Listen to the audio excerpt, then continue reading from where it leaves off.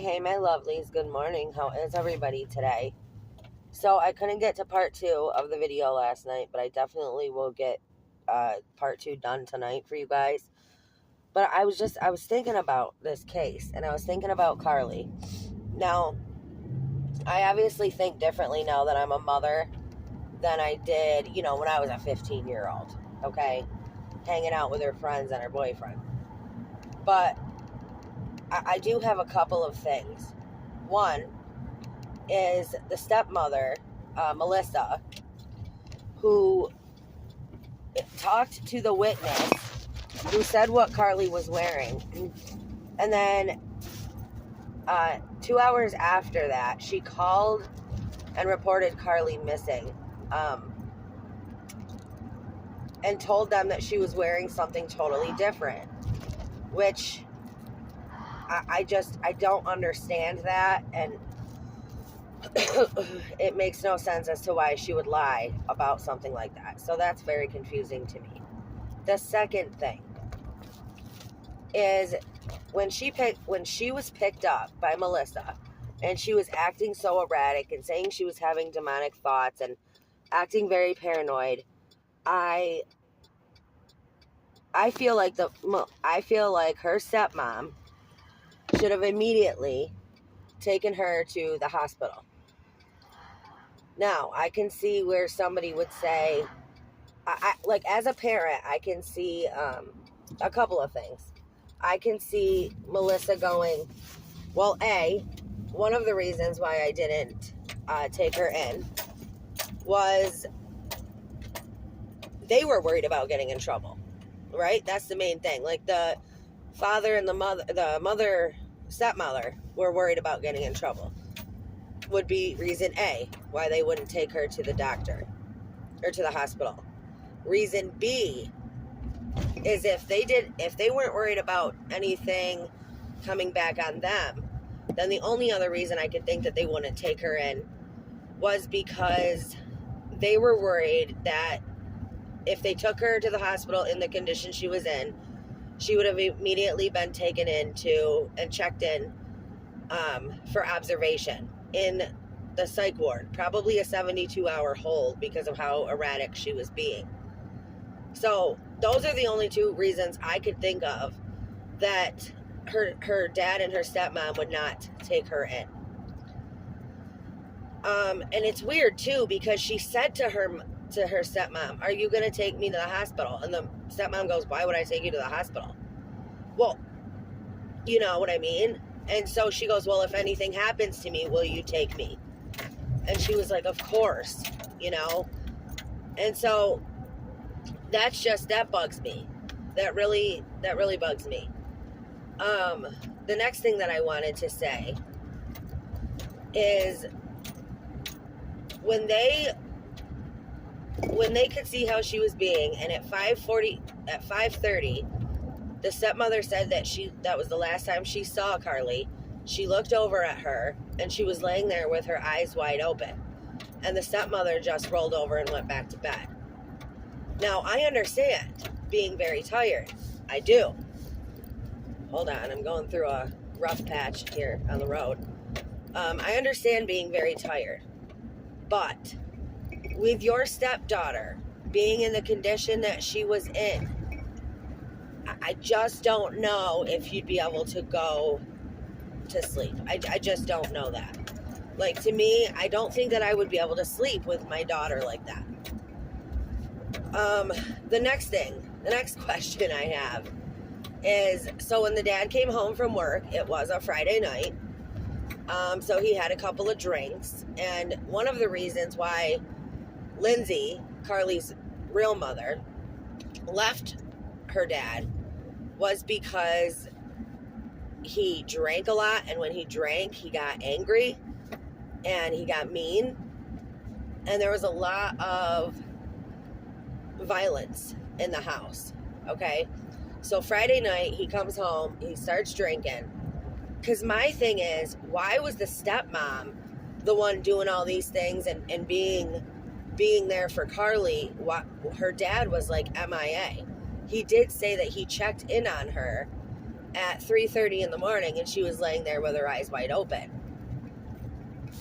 But it just seems odd to me with the way that she was acting that the parents wouldn't have taken more precautions to make sure that she was safe. You know what I mean? I don't know. It just, I was thinking about that, and that kind of stuff matters in these kind of cases. Now, obviously, she was not smoking. Now, the story is, like I said, that she was hanging out with friends, and she decided that she wanted to smoke. They were supposedly smoking weed, and she wanted to smoke, so she ripped the bong that they were all smoking out of, and she just had an adverse reaction, which does not happen with weed.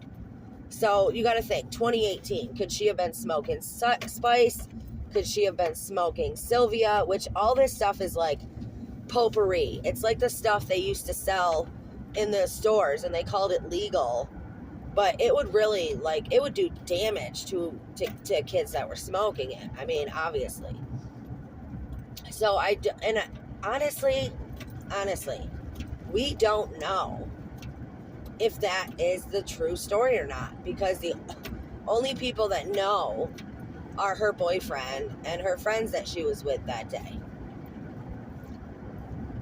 Now, another thing that I find strange is the boyfriend said that after Carly flipped out and pushed him away and kept screaming at him and told him to get away from her, she started running down the road.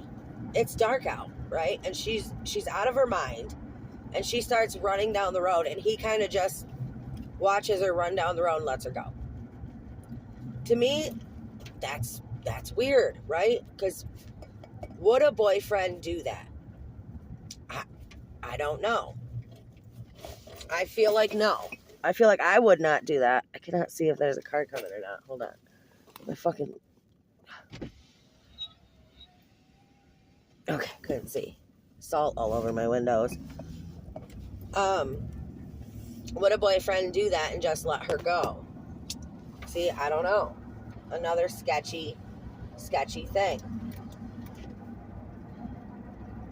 Now, Melissa was in town that day. Let's not forget, that night of the football game, Melissa was in town at a trunk or treat event. Now, somebody had commented in the comment section that I found quite interesting.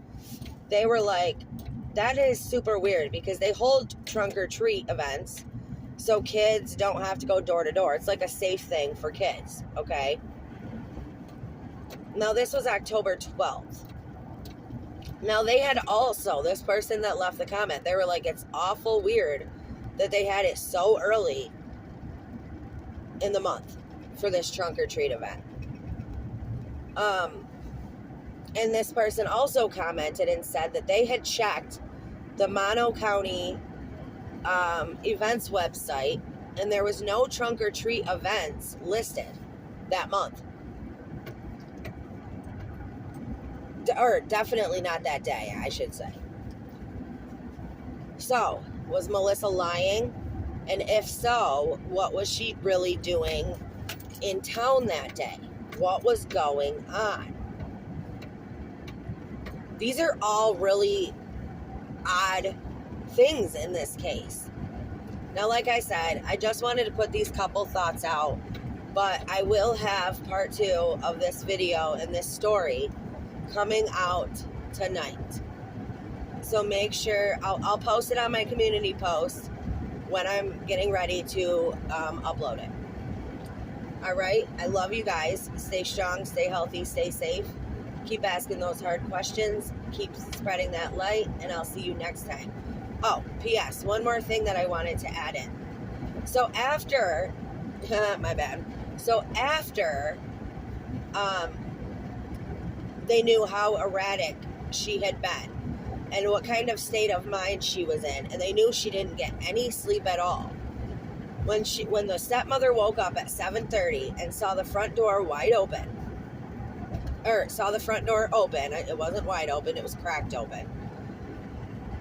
They both got into their vehicles and went around driving and looking for her. They figured Chalfont Valley is so small, and the dad was like, if I can get to a high point, I can look and see if I see her walking anywhere. And the stepmother drove around for 2 hours.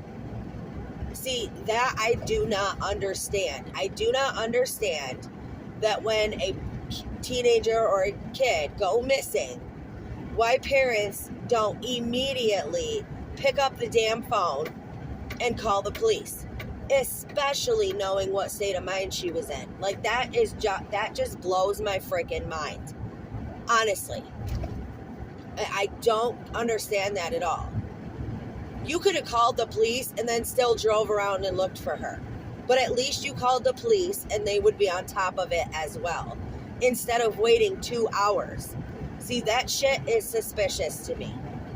All right, I wanted to add that in. I'll talk to you guys later.